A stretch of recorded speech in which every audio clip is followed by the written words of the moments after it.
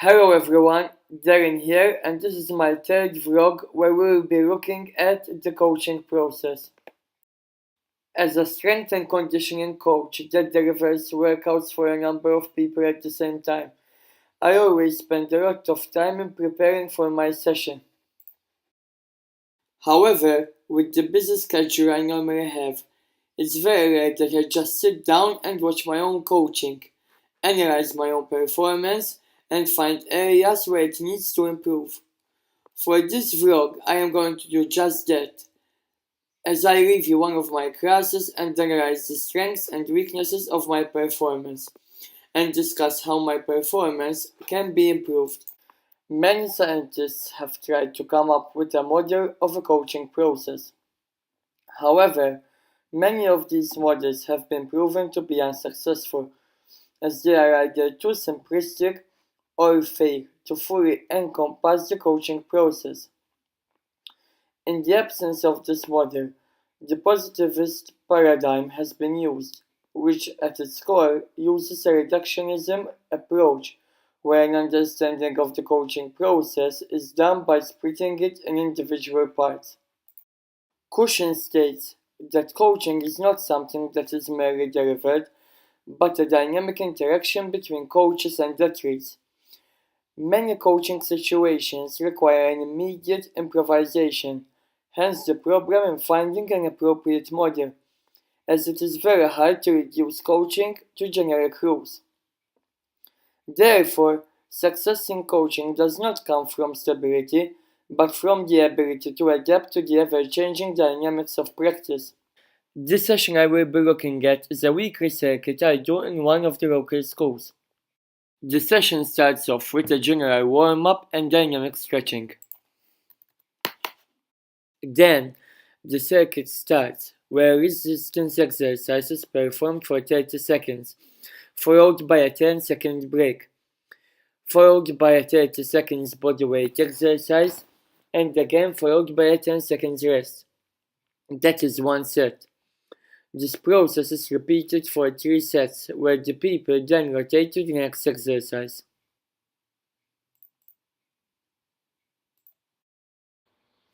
The people joining me for this class all have different goals and experiences, from complete beginners who need continuous prompting during the workout to experienced participants who need less prompting. Therefore, I believe that my role during these circuits is more of that of a guide where I show the exercises and then guide them throughout the session, continuously moving from participant to participant, as I prompt them with continuous cues so that they can perform the exercise as close as possible to the technical model, provide effective feedback, as well as motivate participants to stay focused throughout the workout. I will now analyze how my coaching performance can be improved. Your knees slightly, lifting the shoulders and down, okay? Every time we are extending the legs. Alright, chest up. Alright, always chest up, don't fall down. Always chest up. Alright, the movement is coming from the hips. Triceps extensions.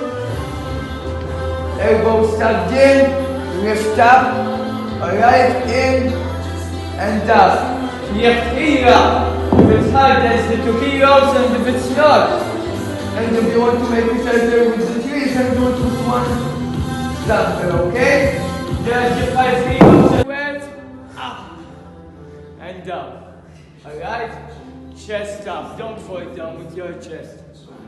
Always chest up. On your elbows, knee to the chest. If you cannot do it, just plank, okay? If you can, right and left. Good. Chest up, up. Chest up. Left it. Good. Kind right and left. Good. Kind look up. Good.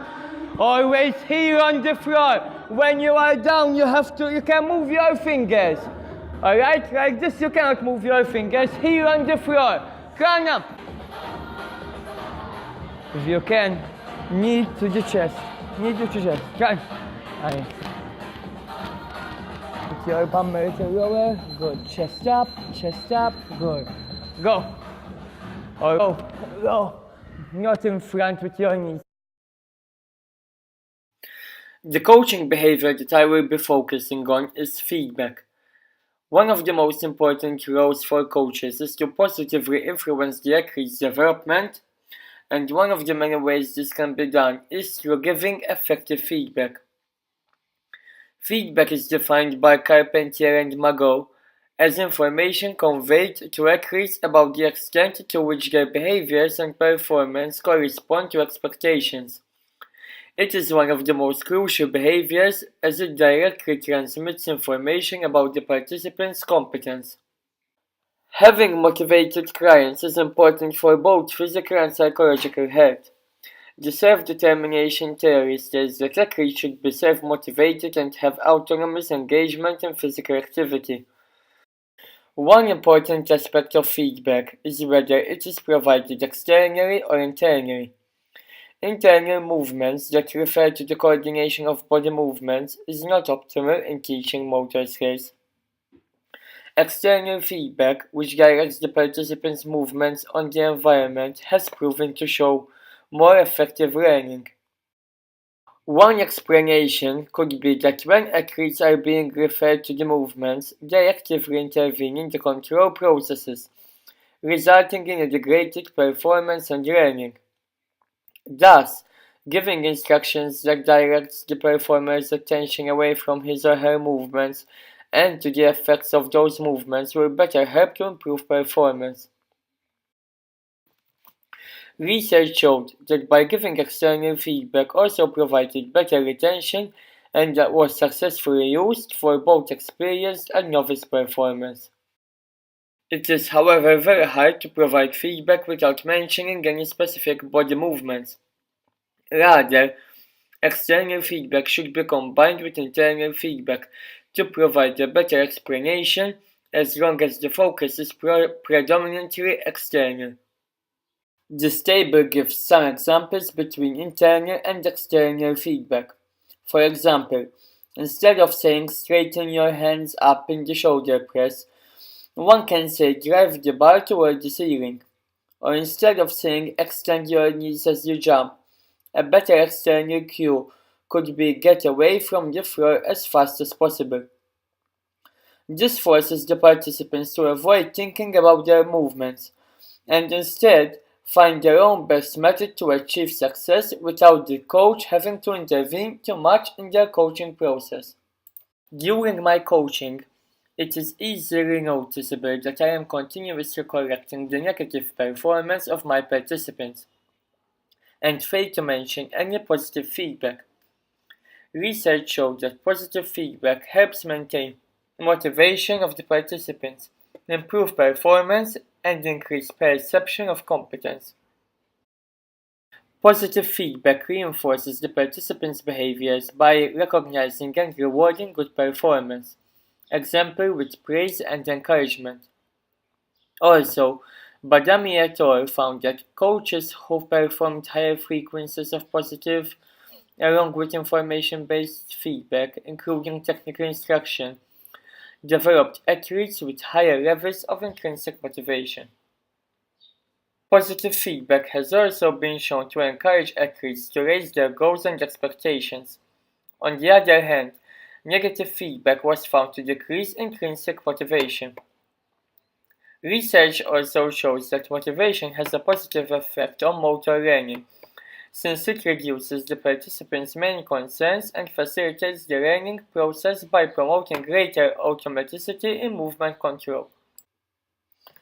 After analyzing my performance, although I believe that I have some positives, working on giving a better feedback by directing the cues I give externally instead of internally, and providing more positive feedback can help me better improve as a coach. Thank you for listening and I hope you enjoyed this video.